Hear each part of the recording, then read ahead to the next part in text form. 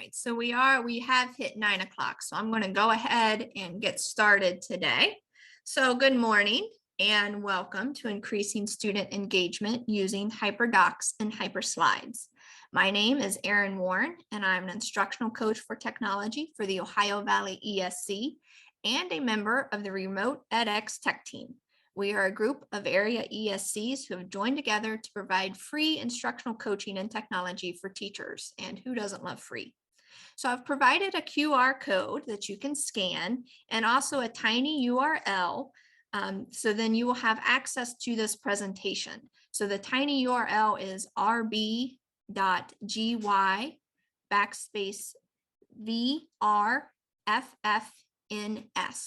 And there's going to be a lot of templates provided in this presentation, and there will also be other opportunities to get this as well. So if you don't get it right now, it'll be throughout the presentation.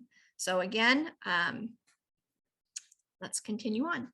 So some housekeeping tips for today. Please mute your microphone during the presentation. If you have any questions, please put them in the chat and I will do my best to address them while we are presenting. There should be a few minutes at the end of the presentation for questions and answers, so if you can wait to the end, that would be super. Please type your first and last name and where you are from in the chat. Also, there's a Google form for you to complete. So Michelle, would you mind putting that link in there for us in the chat?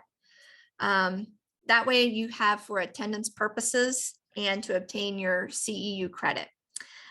If you would like CEU credit, please feel free to email me at erin.warren@ovesc.org. And if you visit ecoe.se/techcoach, you can learn more about the Remote edX grant team and schedule your appointment with any of the coaches using our Calendly links. We have our Google Classroom where you can, all of our recorded sessions from today and last week's are in the classroom.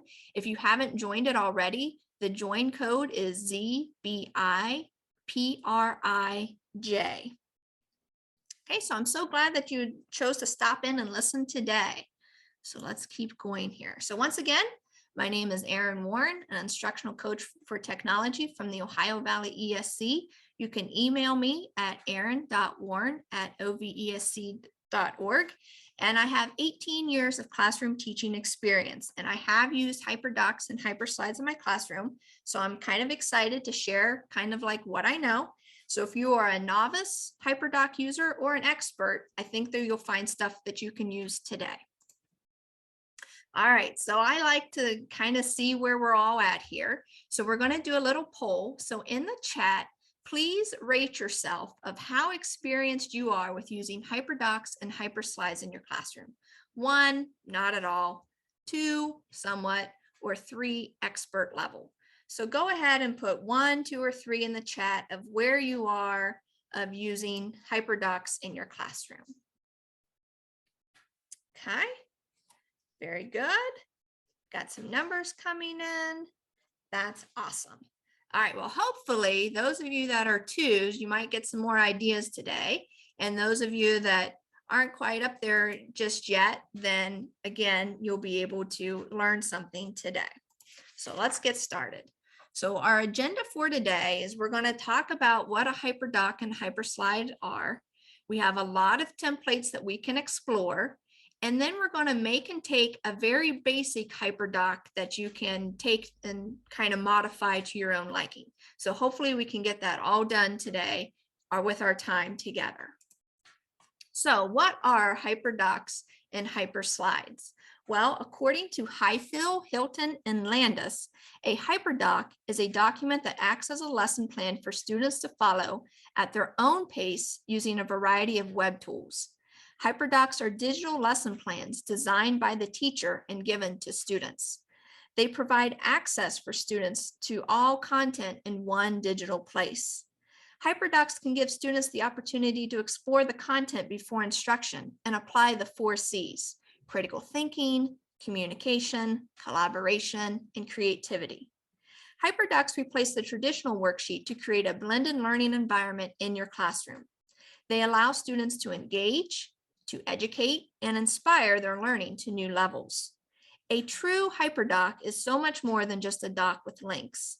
There are many things that you can do with a hyperdoc, such as the creator can deliberately choose web tools to give students opportunities to engage, to explore, to explain, to apply, to share, to reflect, and to extend their learning. Hyperdocs allow for digital collaboration that's choreographed to give every student a voice and chance to be heard by their classmates. Critical thinking and problem-solving skills can be developed through linked tasks. Students also have the opportunity to create authentic digital artifacts to show what they know and to connect with a wider audience.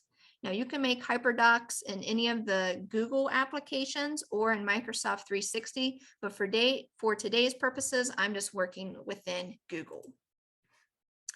All right, so why should we use a Hyperdoc in our classroom? Well, Michelle Kiss shared this graphic of why you should use Hyperdocs in your classroom. And the first reason is to build out a unit or lesson in advance. So Hyperdocs can help you plan out how you want to teach your unit and what you want your students to do or learn about throughout the unit. So that's a good idea, a good starting place that you can build off of. Second is having the components of a good lesson design built into the Hyperdoc. So when you have your students engage or explore, explain, apply, reflect, share, and extend, these are all components, good components that you should try to incorporate within your lessons.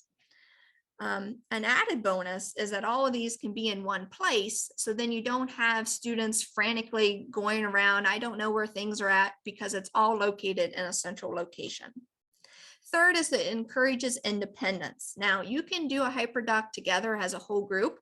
Hyperdocs can be used in all grade levels, in all subjects. So maybe if you do have lower grades, you might want to do them together, but they can also be done on their own. So then the students are taking ownership of their learning. Fourth is Hyperdocs have engaging packaging. Students can move from watching a video to reading articles to collaborating with others in Google applications that will keep engagement high in the classroom. Fifth, you have flexible lesson design templates. When you work off a template, it makes your lesson planning easier. And I know that we all love easy lesson plans. And if you make your own, or if you copy from a template, you can always tweak them to make them unique, each lesson kind of different, but to also call them your own. Number 6 is the Hyperdoc allows the teacher to be freed up to work with other students. So maybe if you're doing station rotation, you can have one group of students working on the Hyperdoc while you're working with another group, or maybe you're working individually with students and there's still learning that's occurring in the classroom. Number 7 is integrating a variety of digital medias. So videos, maps, games, all of these things can be all in one central location. 8, students can work at their own pace. So if they need to go back and rewatch a video, or if they need to reread the article, the Hyperdoc allows that. Sometimes when we're doing lecturing and we're talking, the students miss out and they can't hit the rewind button to see what you're saying. So to have that where they can go and see that really helps with their learning. Also, it allows for differentiation and it gives students choice. So having choices on the Hyperdocs give the students a sense of ownership. So then they feel like they're kind of in charge of their learning. And then the last one, number 10, is Hyperdocs allow you to flip your instruction. So having students complete the bulk of the learning outside of the class can allow you to work through problems they may have during class time and increase student engagement or learning. So again, this graphic kind of gives us a nice summary of why Hyperdocs should be used in your classroom. And if we go to this link here within the presentation, we do see that it's given us more examples, gives us ideas that we can work on. So again, you can check that out after this presentation as well. All right, so we talked about the why. Now, what is a Hyperdoc? So Diana Menusco made this graphic to explain what a Hyperdoc is and what it is not. So a Hyperdoc is transformative. It is interactive. It is personalized. It is engaging.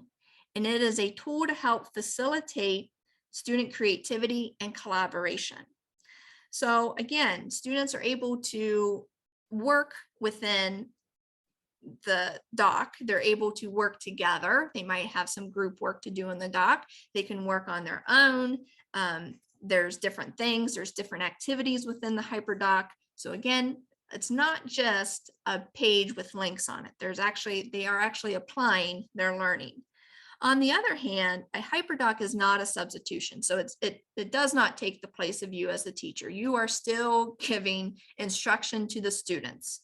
It is not a digital version of a worksheet. So it's not, we're just going to copy this PDF and here you go and have fun.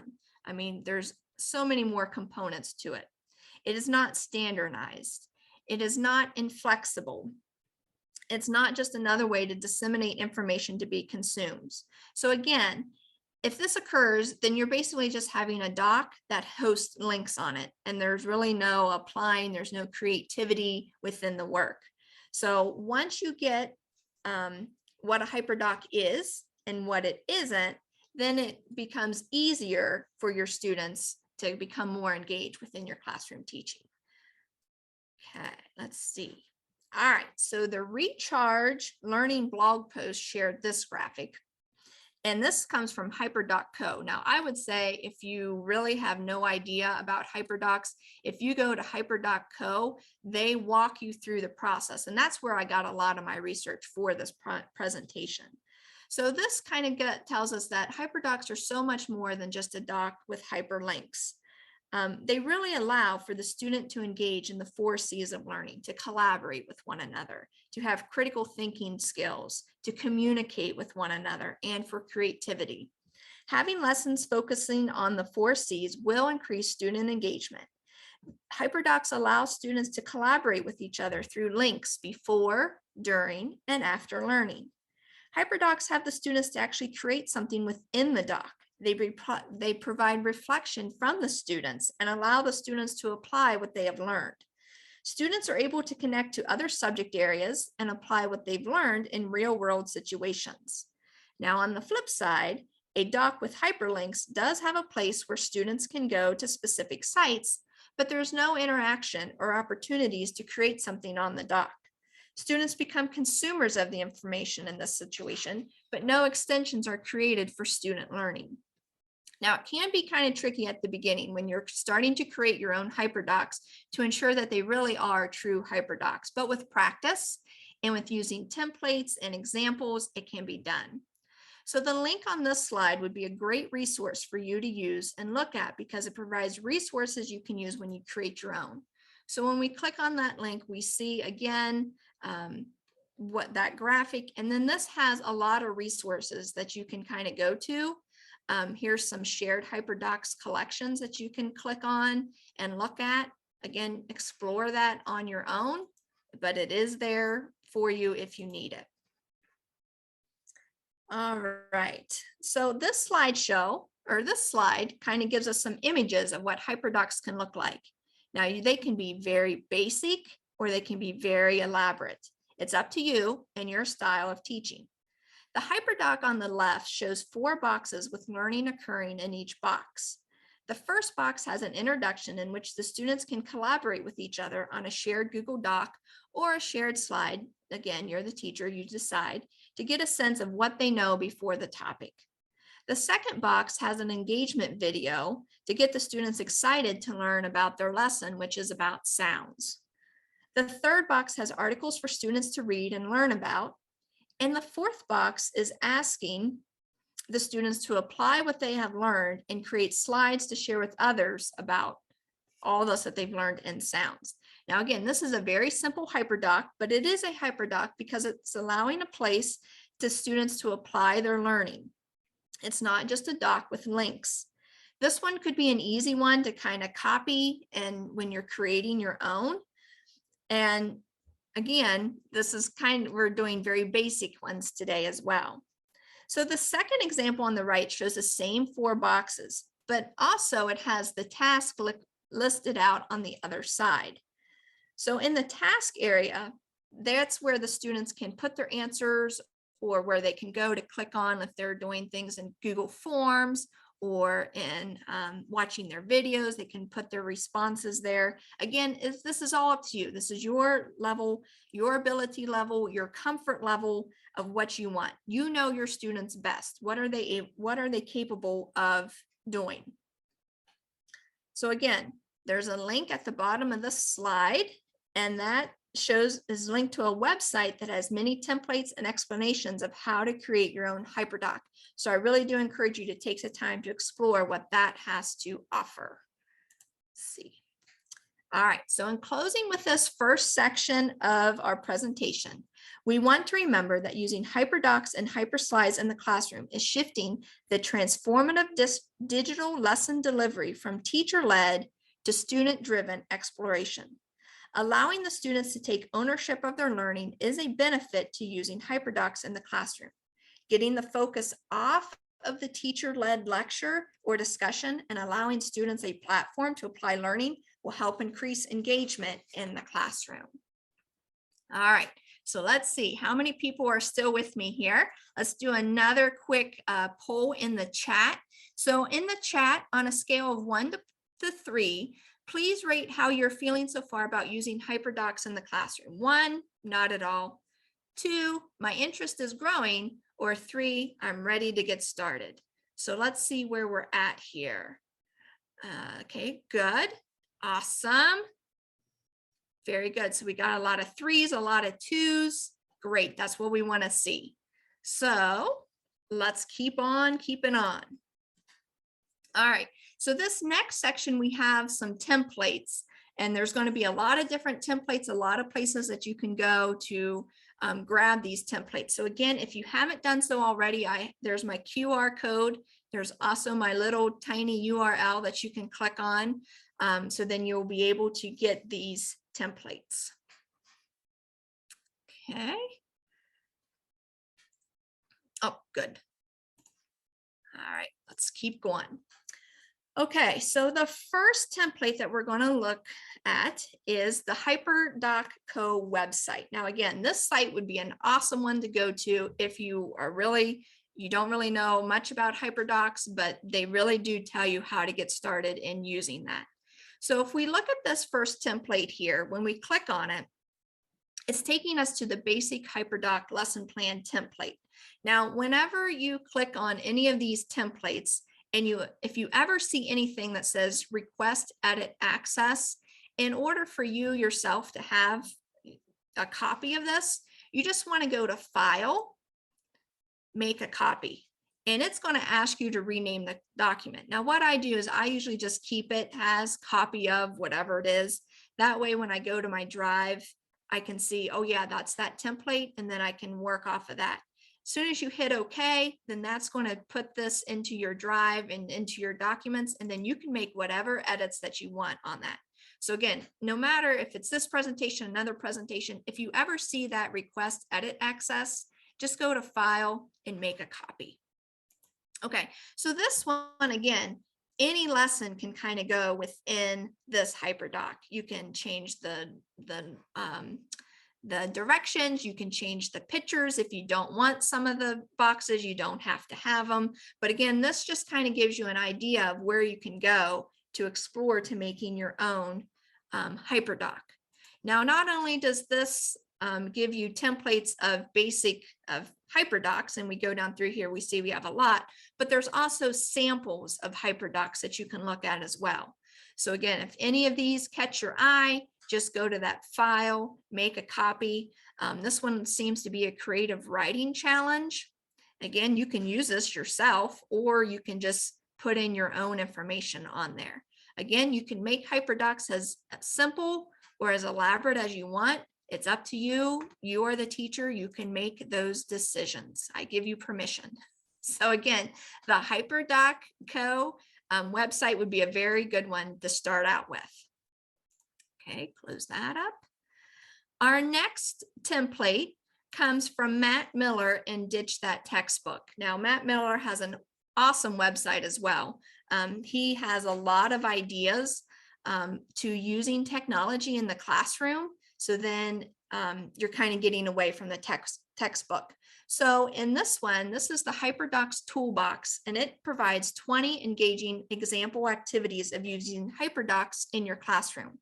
So again, he kind of goes through, talks about what a Hyperdoc is, and then he's giving us these examples. So there are 20 examples with Hyperdocs that you can click on, that you can either use yourself, go to file, make a copy.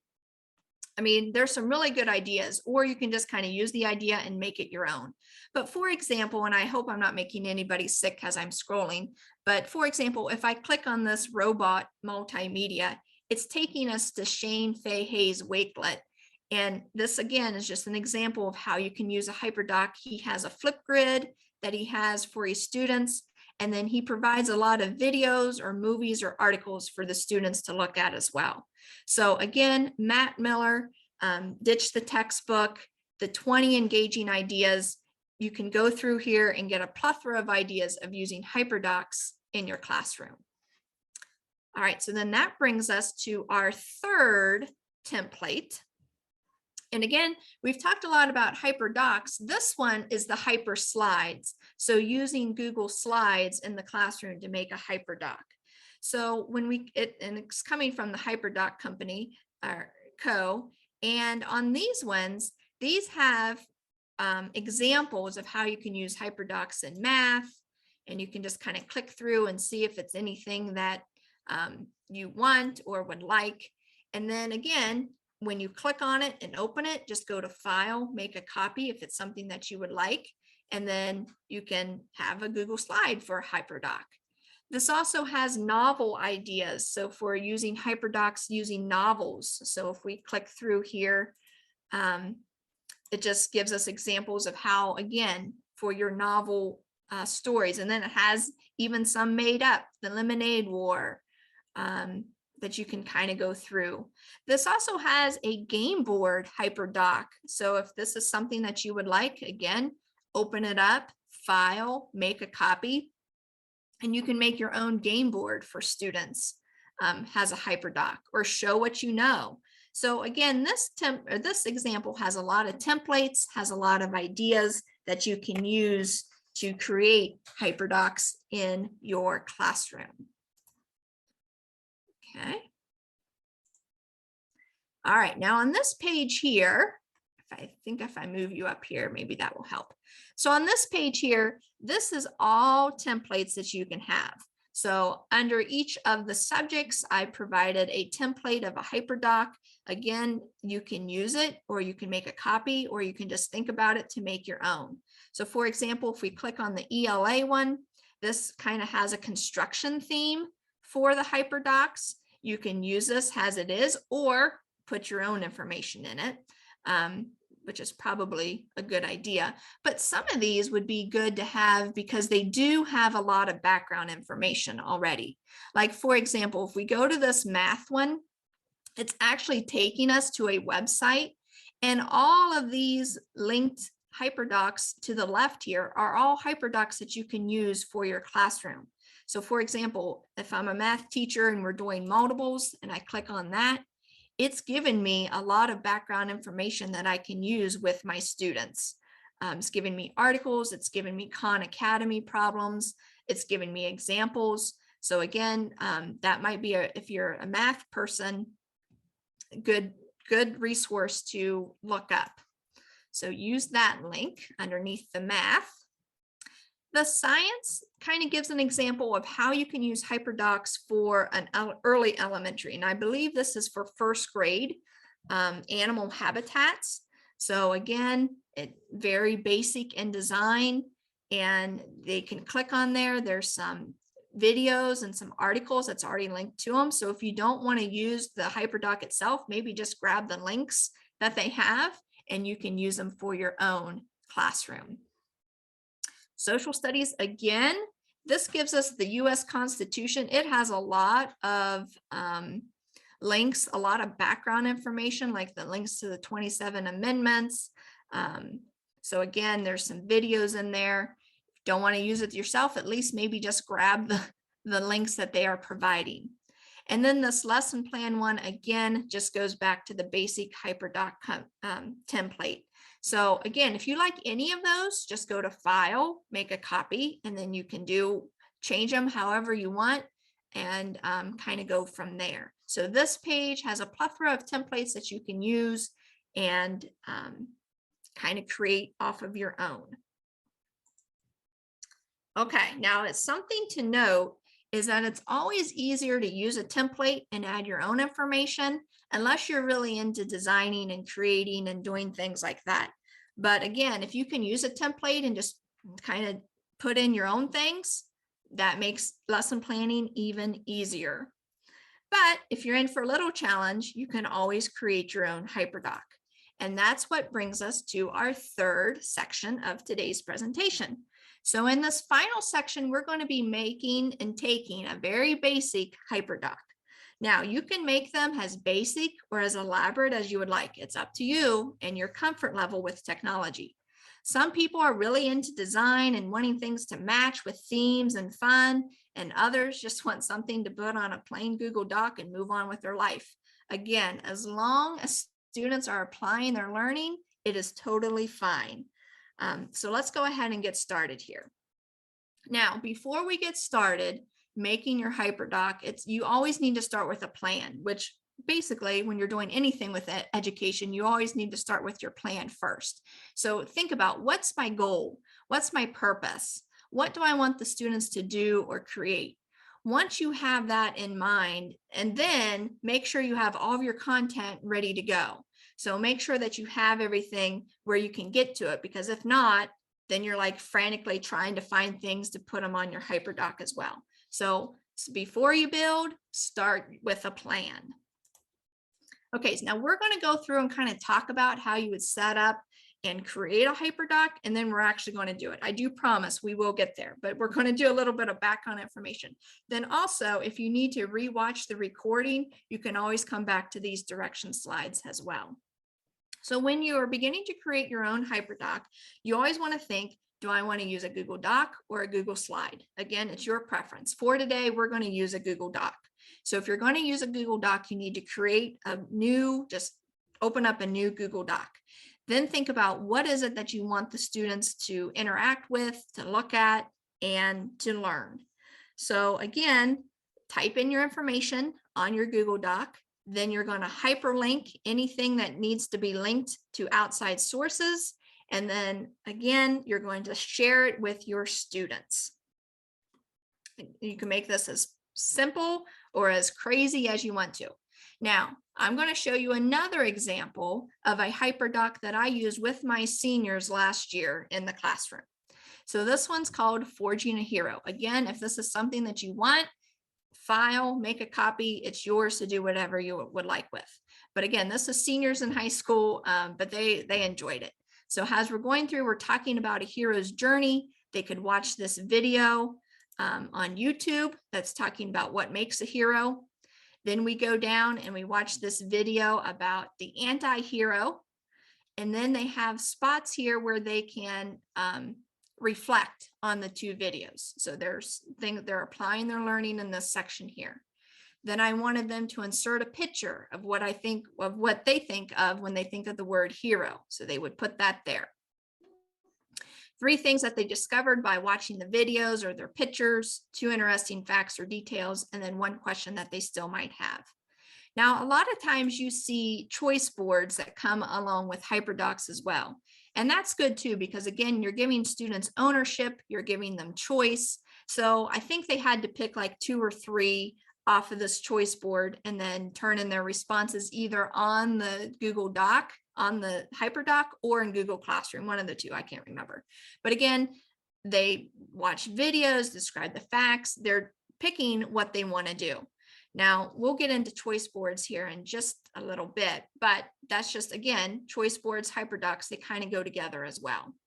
Then they had to share things, they use Google Drawings, and then they've completed it. So yay for them. So again, very basic or elaborate, however you want to see that to be, but that is one that I used with students last year. Okay, and now we're talking about choice boards again. So again, Choice boards are good because they provide choice for students. They give them opportunities to analyze and synthesize comment or content. Very good. If you want them to do that, a choice board is a good way to start. Now, you can make choice boards however you want to. You can maybe make them a progressive choice board where each unit you add another choice that they have to do. You can do tic-tac-toe, you can do choose 3, choose 2, whatever. Again, you are the captain of your classroom. So you get to make the decision of how you want the students to do and interact with the choice boards. So again, once you make them, then you just share them in your LMS. So again, this is just directions of making a choice board. You can either do it in docs, you can do it in slides, make your table, type in your content, maybe if you have a graphic organizer or what you want the students to do, hyperlink everything, and then share it on however you share your information with your students. Again, this is just another example of what I used in the classroom. They were supposed to pick 2 of these tasks and follow the directions. And then over here, I just had where they can interact with some of the things that they needed to do the task. All right, so now it's your turn. Yay, this is exciting. So we're going to walk through making a very basic Hyperdoc using Google Docs. So again, we can tweak this. Today we're just going to add a table and charts. We're going to add some colors, add some images and text, and then we're going to hyperlink it to our outside sources. So here we go.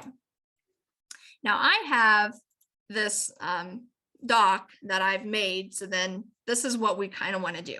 So by the end of our presentation, hopefully we're going to have something that kind of looks like this. So let me go down here to my new doc that I have. And then I just have my links here. So then I know what I'm doing. So first thing I want to do is I want to make my table. So when I go up here to insert, I'm going to go to table, and I want what they're looking at on one side and then their task on the other. So I want to do 2, and I know that I have 6 boxes that I need. So when I go 2 to 6 and click on it, it's going to make me my box already. All right. So step 1, got my table, I'm done. So again, you can format this any way that you want. So I'm going to say that we're going to explore on this side. And then I want my tasks on this side. Now I would like to have a little color. So if I look up here in my toolbar, I see background color, and let's do a blue, and let's make this one a blue as well. All right, so here we go. So what I wanted the kids to do, my students to do, is I want them to watch this video and this is about animal habitats. All right, so what I'm going to do is I'm going to find my link. This is my YouTube video that I have. Again, you can do this however makes you comfortable. I'm just going to copy that link. I'm going to find the words that I want to hyperlink, and I want this animal habitats to be hyperlinked. And in my toolbar, I'm going to insert my link, and then I'm going to paste my YouTube video, and I'm going to hit apply. Now, whenever you click on this animal habitats, it's going to bring up that video. So now we hyperlinked our text.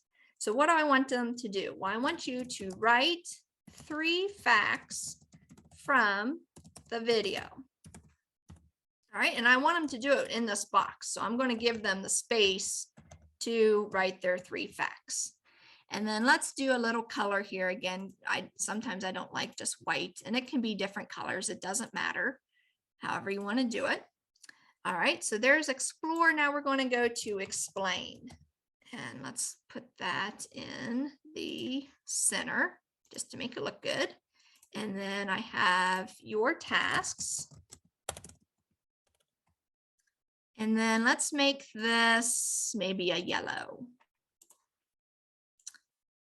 So I forget which yellow I picked, but that's okay.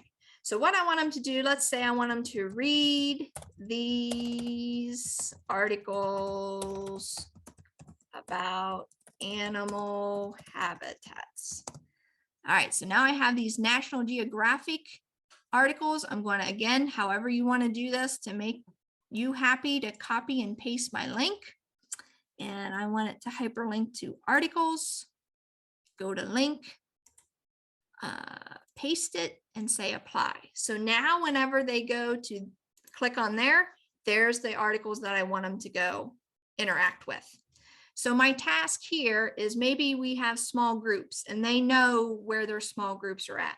So I'm going to say in your small group, pick an animal habitat and describe it, on the Google slide, not goggle, Google slide deck. All right, so again, if I have, you can create a Google slide deck, maybe have each group have a slide or each habitat have a slide, or however you want to do that. You can link that as well when you go to your presentations. I didn't make one up for that for today, but again, you can hyperlink that. Maybe they already know where that is. Maybe you put that in Google Classroom. Again, you are the captain of your own ship. You can decide what you want them to do. So let's give this some color here and do that. All right, now the last one is apply. And then let's make this go in the center. And then we will, again, you might have ideas to make this even faster than what I'm doing, and that's totally fine as well. So let's do some red and some red. All right, now in this one, well, I want to add a picture. So I'm going to go up to insert image, and maybe I have one on my computer, but I'm going to search the web. So what I'm going to do is I'm going to search for red panda.